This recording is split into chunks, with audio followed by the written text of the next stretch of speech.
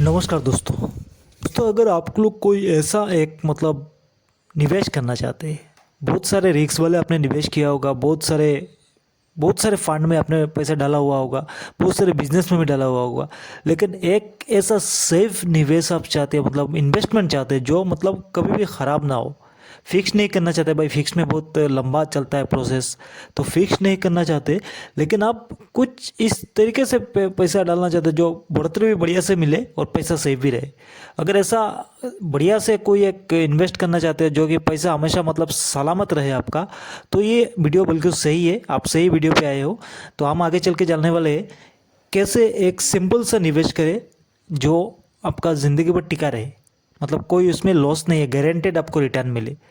देखिए, बैंक, सरकारी बैंक, जी हाँ, सरकारी बैंक गवर्नमेंट की तरफ से एक स्कीम है जो बहुत बढ़िया वाला है। नहीं, सरकार को आपको पैसा नहीं देना है, ऐसा नहीं है।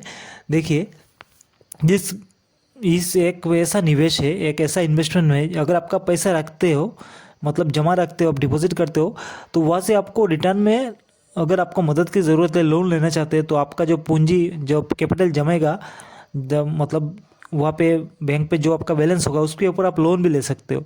और इस जो पैसा आपका जमा होगा उस पर आपको रिटर्न टैक्स रिबेट में मिलेगा।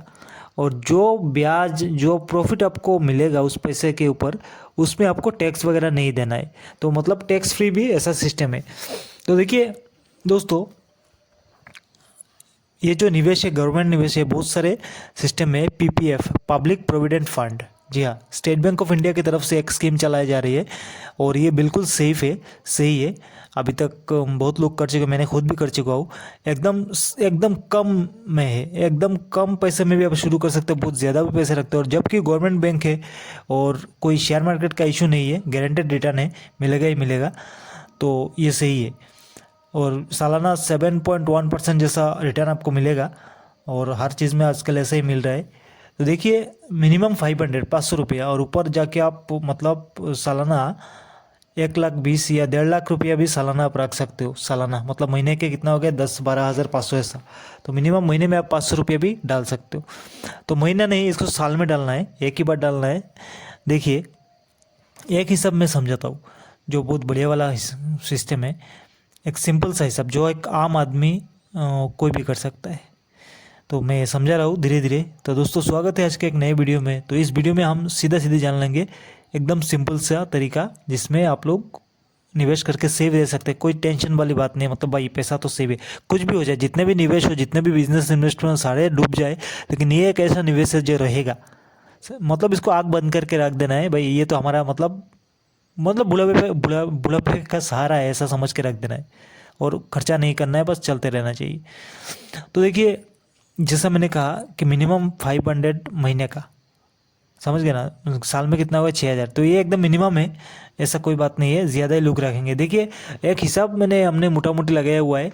जैसे 50,000 साल का 50,000 होने से कितना हो गया, महीने के 4,000 और कुछ 200-300 रुपया, ठीक है ना, 200 ही समझ लीजिए, 200-300 रुपया। तो महीने के 4,000 साल में कितना हो गया, 50,000। 4 को 12 से गुना करें तो 48,000। तो सालाना एक हिसाब है 50,000। सालाना 50,000 के हिसाब से अगर आप लोग 15 साल तक लॉन्ग टर्म के लिए, मैंने कहा ना, आग बंद करके रखना है भाई, ये तो अपना बुढ़ापे का सहारा है, ऐसा बन के रखना है। तो अगर बुढ़ापे का सहारा के हिसाब से रखोगे तो कितना हो गया आपका, 15 साल में कितना हो गया, 7.5 लाख हो गया ना दोस्तों। ये आप ज़्यादा भी रख सकते हो, ऐसा नहीं कि महीने के 10,000 के सालाना 1,20,000, सालाना 1.5 लाख तक भी रख सकते हो, कोई दिक्कत नहीं है। तो महीने का जो इतना हो गया 4,000 जैसा, तो दिन का कितना हो गया, 150 से भी कम है ना।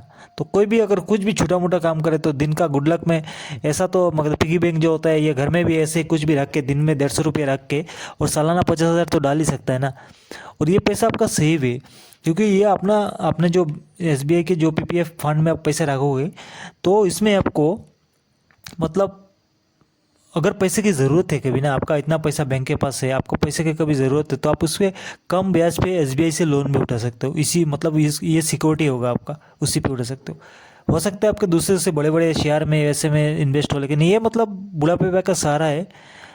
ऐसे ही समझ के रख देना है, तो सही रहेगा। तो मैं कह रहा था कि 50,000, देखिए सालाना 50,000 करो तो 15 साल में आपका कितना जमा होता है, 7.5 लाख।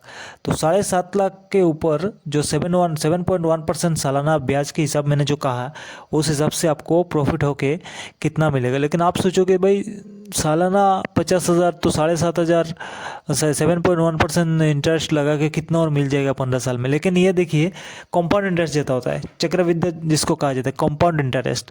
हर 3 महीने में ये जो 7.1% आपका प्रॉफिट ऐड होगा ना, ये आपके पूंजी में प्लस हो जाएगा।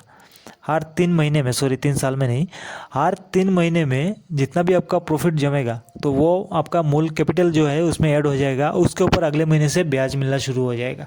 तो ऐसा एक सिस्टम है। और देखिए ये इसमें मतलब लॉस होने के चांस है ही नहीं।